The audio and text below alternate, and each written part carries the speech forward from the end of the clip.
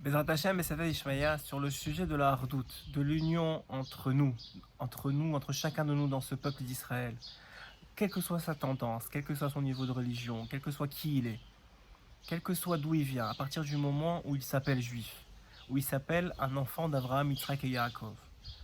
À propos de ce sujet-là, je voudrais partager avec vous un enseignement du Baal Shem Tov Akadosh, qui, l'on le sait, a amené trois choses dans le monde. L'amour de Dieu, a dévoilé trois choses dans le monde, a appris aux gens autour de lui, à ses élèves en premier, trois choses dans le monde. L'amour de Dieu, l'amour de la Torah et l'amour de son prochain. Donc sur ce sujet-là, j'aimerais partager avec vous un enseignement du Baal Shem Tov Akadosh, Rabbi Israël Baal Shem Tov. Un jour, il a posé une question à ses élèves. Il leur a demandé, dites-moi, à votre avis, pourquoi vous pensez que vous êtes des fois témoin de situations qui peut-être prête à une interprétation qui peut être rigoureuse face à l'autre. Peut-être on peut penser qu'il est en train de transgresser, qu'il est en train de faire du mal. Et peut-être vous pouvez le juger négativement. Pourquoi vous pensez que vous êtes face à cette situation-là? Les élèves, évidemment, attendaient la réponse du Rav. Elle ne tarda pas à venir. Le Baal Shem Tov les regarda et leur dit, écoutez-moi bien, à chaque fois que vous voyez une certaine situation, vous êtes dans l'obligation de juger la personne positivement. Rabbi Nachman explique dans l'Ikouté Moharan Resh Pebet que la situation elle-même, elle peut être condamnable. L'action elle-même, quelqu'un qui transgresse Shabbat par exemple, selon les lois de la Torah, ça peut être une action condamnable. Mais la personne elle-même ne peut jamais être condamnable parce qu'à partir du moment où il est juif, c'est la preuve qu'il a du bien en lui. Et que s'il comprenait fondamentalement et vraiment, sans toutes les clipotes qui se sont accumulées à cause de l'exil sur lui, jamais il ne ferait une telle chose. C'est qu'il ne comprend pas, n'arrive pas à comprendre, qu'il ne ressent pas l'importance de la chose. Mais plus encore, le Baal Shem Tov, lui, a dit une chose incroyable. Il a dit à chaque fois que vous voyez quelque chose, une transgression, quelque chose qui n'a l'air pas halak, comme on dit, pas clair, c'est la preuve qu'il y a cette partie-là, un shoresh, une source de cette partie-là en vous-même. Et c'est parce que Hachem, il vous aime, il veut vous rapprocher de lui. Donc il utilise le fait que la personne en face de vous, elle est en train de faire une transgression, pour vous dire à vous-même, finalement, peut-être sur ce sujet-là, tu n'es pas parfait. Il y a quelque chose en toi, mon fils, il nous parle à nous qui regardons la situation, a dit le Baal Shem Tov, pour te dire, regarde, peut-être chez toi aussi, dans le Shabbat, tu n'as pas assez de joie, ta tefila n'est pas parfaite.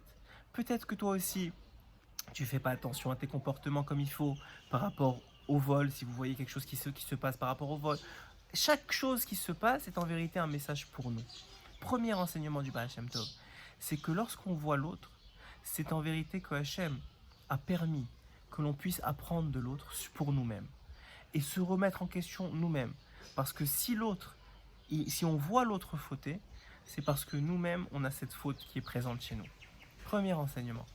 Deuxième enseignement, et ça c'est aussi un enseignement commun avec Rabbi Nachman de Breslev, c'est que en haut, Hachem, il a pitié de son fils qui est en train de fauter. Il a pitié de son fils qui est en train peut-être d'aller dans une direction qui n'est pas la bonne. Et puis finalement, il voudrait lui donner un peu plus de temps. Un peu plus de temps et aussi un peu plus de date, de compréhension pour qu'il se rapproche de lui aussi. Mais dans le ciel, il y a le dîn, il y a la rigueur, il y a des gens accusateurs qui veulent que tout de suite cet homme-là soit puni. Et donc, ils cherchent un homme avec un cœur bon, en bas, pour le juger en bas positivement.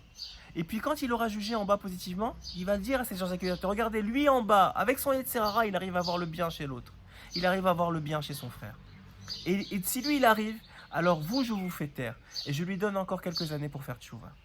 Deuxième enseignement, le plus important, et c'est peut-être l'enseignement que je voudrais partager avec vous, c'est qu'en réalité, on fait tous partie du même corps. Et la main droite ne peut pas dire à la main gauche pourquoi tu as mal ou pourquoi tu fais ça. Au mieux, elle peut essayer de l'aider à ne pas faire. Mais jamais elle ne peut critiquer la main droite, parce que c'est le même corps. Ça serait complètement stupide de faire une chose pareille. Ça serait complètement stupide de voir une main droite frapper une main gauche. Encore plus ce serait complètement stupide de voir l'hémisphère droit dire à l'hémisphère gauche tu es stupide et tu as tort. Non, ensemble, ils vont essayer de trouver la vérité. La vérité, nous dit Rabbi Nathan, c'est celle qui rapproche de Dieu. Tout ce qui rapproche de Dieu, c'est ça la vérité. Donc, sur une même halakha, il peut y avoir plusieurs opinions. Et chacun se fera son rave. Sur un même sujet, comme on le voit avec la hardoute, il peut y avoir plusieurs façons de voir cette même boule à facettes. Plusieurs facettes à la Torah. Et en réalité, si je prends ce livre et je vous dis maintenant, dites-moi, est-ce que la largeur est plus grande que la longueur? Vous allez me dire que la longueur est plus grande. Mais si je vous le montre comme ça, qu'allez-vous me dire? Alors, qui aura raison et qui aura tort? Les deux ont raison, on parle du même livre. La seule chose, c'est qu'on ne le voit pas du même angle. Plus on s'attache aux tzadikim, plus eux, ils ont une vision, comme le dit le Ramchal, dans son introduction à l'un de ses livres, il dit comme ça. Il dit que le tzadik, lui, il est en haut du labyrinthe. Et chacun d'entre nous, on est dans le labyrinthe.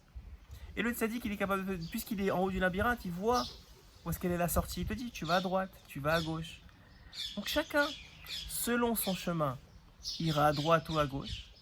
Et surtout, comprendra que son chemin n'est pas celui de l'autre. Et que si jamais ils se croisent, c'est pour deux raisons. Soit pour qu'il apprenne sur lui-même et se remette lui-même en question, soit pour qu'il aide l'autre en le jugeant positivement, sans même lui parler peut-être, juste en le regardant et en le jugeant positivement, soit pour qu'il aide l'autre à ce qu'on déverse des tonnes de rachamim, de bonté et de miséricorde du ciel sur lui, en le jugeant positivement. Voilà les raisons de nos interactions avec les autres. Et une fois qu'on aura compris ça, alors on sera une vraie famille, un vrai corps, qui pourra servir Hachem comme on a reçu la Torah, comme un seul homme. Amen, Kenny Ratzal.